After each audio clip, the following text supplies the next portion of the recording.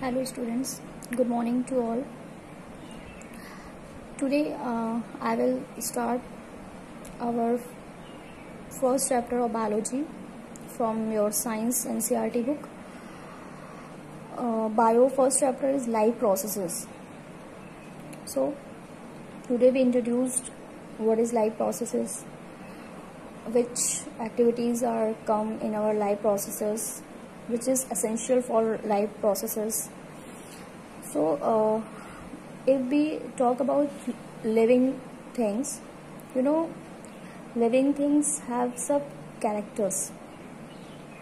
If they are living, they may respire, they may excrete, they may move, they may reproduce, and many more things. He or she, or it may occur. They carry on like plants, like bacteria, like animals, like human. All are living. So what is life processes? Life processes, all living things perform certain life processes. Life processes like nutrition, which is responsible for growth, respiration, which is necessary for the oxidation of food, excretion, and many more activities that take place in our body, in plants, parts, in lower organism also. So basic functions performed by living organism for their survival and body maintenance are called life processes. Means life processes. What is life processes? Life processes are those functions, basic functions that is performed by all living organisms for their survival and for their body maintenance. These are the basic functions which are done by the body parts, or we say parts of any organism. So life processes, in this chapter we will learn about some basic life processes like nutrition, respiration, excretion, and transportation. These 4 topics are explained in this class. In your higher classes you will learn many more life processes or physiology of human. So let's start from nutrition. Nutrition, that is mode of taking food for survival. Nutrition is not another thing. It is a mode of taking food. Different type of organism have different modes of taking food. And why we take food? Because of energy. Because food are oxidized and give us energy. And that energy we utilize for our survival, for our existence, for our growth, many more activities. So the mode, if we talk about the modes of nutrition, there are 2 modes of nutrition in different organisms, like autotrophic and heterotrophic. Autotrophic mode of nutrition, here mean auto means self, which done by themselves, ourselves, self. And heterotrophic means they are depend for their nutrition to others. That is heterotrophic nutrition. So there are 2 type of mode of nutrition, autotrophic and heterotrophic. Now in autotrophic nutrition, there is a simple substance which is utilized as a raw material and form a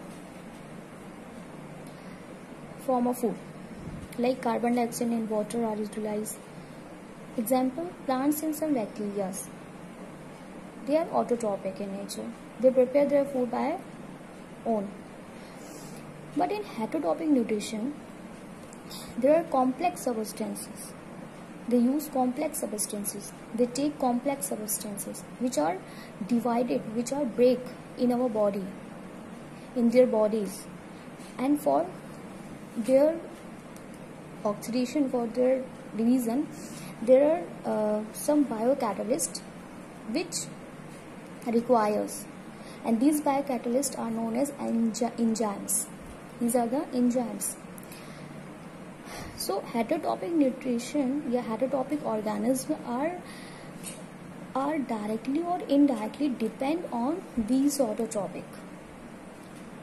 They are directly or indirectly depend on these autotrophic, because heterotrophic nutrition are take place in humans, in fungus, in various animals, in omnivorous animals, in carnivorous animal. So directly or indirectly, these animals are dependent on autotrophic nutrition. Let's start from autotrophic nutrition. As we know, autotrophic nutrition take place in plants, so we take plant. In plants, there is a process which is called photosynthesis. In 6th, 7th, 8th class, you learned about photosynthesis. What do you mean by photosynthesis? Photo means light, and synthesis means something synthesized here, like food is synthesized here in the presence of light. It is the process by which autotrophs means plants, green plants, take in substance. They take in substance from the outside and convert them into stored form of energy, like starch. If we compare to ourselves, our body, in our body energy is stored in the form of glycogen. Like this, starch is stored as a form of energy sources in green plants. In plants, stored food is starch. This is the equation of photosynthesis, and this process take many phases, take many long reaction, which you learn in class 11, 12. This is a simple equation you learned in chemistry. That is, there is 6 molecule of carbon dioxide, 12 of H2O water, and in the presence of sunlight or chlorophyll, they give 6 H12O6, that is glucose, and 6 molecule of O2 and 6 H2O. These are balanced equation, because you know there 6 CO2 means here carbon is 6, here our carbon is 6, here oxygen is 12, and here oxygen is 12 means 24 oxygen, there is 24 oxygen, here is 12 and here is 6 and here is 6, so there is 24 oxygen. So here hydrogen is 12, 12 plus 24, here hydrogen is also 24, hydrogen here 12, here 12, 24. So this equation is balanced, and this equation is very important. So 6 carbon dioxide molecule and 12 H2O, they both react in the presence of sunlight and chlorophyll. They form glucose and byproduct as oxygen and water. Now some events take place during this process. This is a process of photosynthesis, and during this process some events take place. What are these events? First event is absorption of light. First of all, light are absorbed. Light energy are absorbed by the chloroplast. What is chloroplast? Chloroplast is the organelle. We learned about cell and cell organelle in class 9. In plant, there is plastid. In plant cell, there is a plastid having chloroplast. So that chloroplast have a pigment, green pigment called chlorophyll. So this chlorophyll absorb the light energy. Now second event is conversion of light energy to chemical energy. This light energy are converted into chemical energy and splitting of water molecules into hydrogen and oxygen take place. Means water molecules are split into hydrogen and oxygen. Always remember the hydrogen and the oxygen are come from this water. Means this oxygen and water are come from the water, not from CO2, not from carbon dioxide. This O2 is not come from carbon dioxide. The water splitting and give oxygen and hydrogen gas. Okay. So the third step, the third event is reduction of carbon dioxide to carbohydrate. Means the carbon dioxide are reduced and convert into a carbohydrate. This is a simple carbohydrate, monosaccharide, glucose, and this glucose are stored in its polymer form, which is called starch. Now this is a leaf, cross section of leaf. This one is the mid rib, this one is lamina, where veins are arranged. These are the veins, this is veins. There here phloem and xylem are found. These are the vascular tissue, you know. And this is the cross section of a leaf. Here this is a waxy cuticle, this is upper epidermis, this is chloroplast, this one is chloroplast. These pigments are chloroplast. These are the air sacs between these cells. These are the guard cells. These are the guard cells. These are the lower epidermis, upper epidermis, lower epidermis. In between there is a chloroplast, air spaces, guard cells, etc. This is the cross-sectional diagram of leaf. Now now light energy are trapped by the chlorophyll, right? But from where CO2 are absorbed, from where CO2 are intake in the plant, CO2, carbon dioxide are intake by these pores. This is the structure of stomata. Okay. Stomata are present on the surface of leaves at the abaxial side. There are two sides of a leaf. One is adaxial, one is abaxial. The smooth area is adaxial and the rough area is abaxial. So at the rough area, abaxial area, there is stomata. There is many more stomatas are found as compared to adaxial areas. So here from this side, maximum exchange of gases take place. There are also some other parts where gases exchange, like lenticels, like stems, also from many roots modification. But maximum exchange of gases take place from this stomata. This is the structure of stomata. Stomata having two guard cells. This is the guard cell, kidney shape. This is the guard cell which is bean shape, kidney shape, or we say these guard cell have, because this is a cell, so it has organelles. These small apertures, these small pigments are chloroplasts. These are the chloroplasts. And having nucleus. This one is nucleus, this one is nucleus, one nucleus in each guard cell. There is two guard cell which is enclosed the stomatal pore. This one is the pore, stomatal pore. And these are the chloroplasts. There are many chloroplasts in guard cells. This is the open stomatal pore. This is the open stomatal pore where the guard cells are turgid. Means they have water in sufficient amount and they are swell up. So this aperture is open. And in this structure the guard cells are in flaccid state.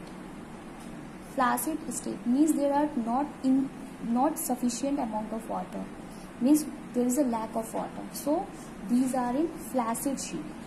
These guard cells are in flaccid, and so that the stomatal pore is closed. They are closed. This is the structure of closed stomatal pool, because their guard cells are in flaccid state, means they have no much water, so these are not swell up, they are in flaccid stage, and these both are the opening and closing of stomata, and opening and closing of stomata are due to these guard cells. Guard cells are responsible for the opening and closing of these apertures, of these stomatal apertures. Okay, and there is one ion, that is potassium ion, is also responsible for the opening and closing of stomata. What is the role of stomata? Stomata, the function of stomata are exchange of gases like oxygen, like carbon dioxide, because in photosynthesis carbon dioxide is intake and oxygen are evolved. Oxygen are evolved out of the leaves, and it is also help in transpiration. What is transpiration? Transpiration is the process in which a large amount of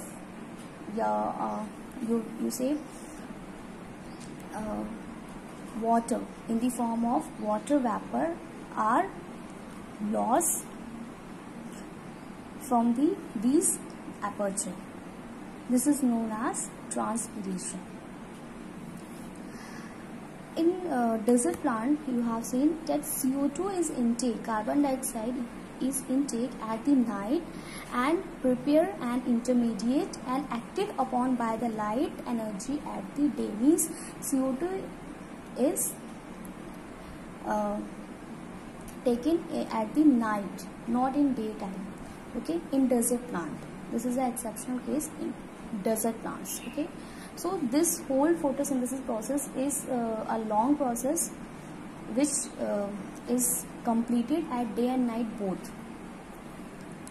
Now chloroplast is a cell organelle. Chloroplast is a cell organelle and having chlorophyll as a green pigment that trap the light energy and photosynthesis take place. In activity 6.1 in your NCERT textbook, there is activity which is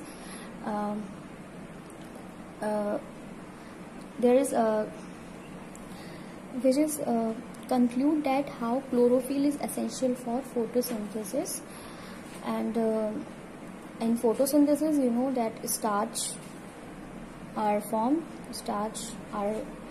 as a result of photosynthesis. So for photosynthesis there is a chlorophyll which is responsible.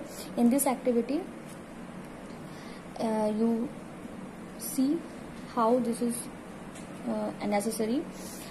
Here we take variegated leaves. Variegated plants means like money plant. These money plants are take and store at a dark place where no sunlight reaches, and after 3 days take one leaf from it. This plant after 3 days put it in sunlight for 6 hours, and after 6 hours take one leaf and trace the leaf in your copy where the pigments, where the variegated pigments are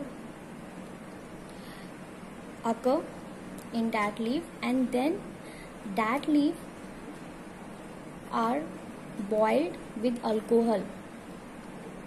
After the boiling of the leaf in alcohol, it put into a dilute solution of iodine, and what you will see that the portion where starch are formed, that portion is converted into dark blue color. Means this is the result that starch converted iodine into dark blue color, because we put that leaf in iodine solution. So this is proof that starch converted iodine into blue color. Means starch means which is a result of photosynthesis, for which chlorophyll is essential.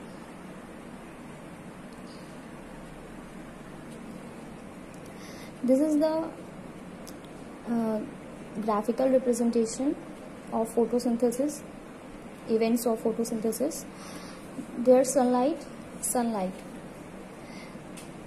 Light is trapped in the leaf, chlorophyll, trap light energy to make food. Here water, we give water from the soil. From soil, water and minerals are uptake by the roots, absorbed from the roots, and carbon dioxide from the air, take by stomata, enters through stomata of the leaves. So here food is formed. Give off into air means oxygen is give off, and the food which is synthesized here converted into starch, and starch is a stored food in other parts of plants. Here starch turns iodine into dark blue color, and for this the activity 6.1 is done, and that conclude that starch, if iodine is converted into dark blue color, then there is a starch. Starch is responsible for converting the iodine into blue. Okay, so this is the graphical representation of photosynthesis.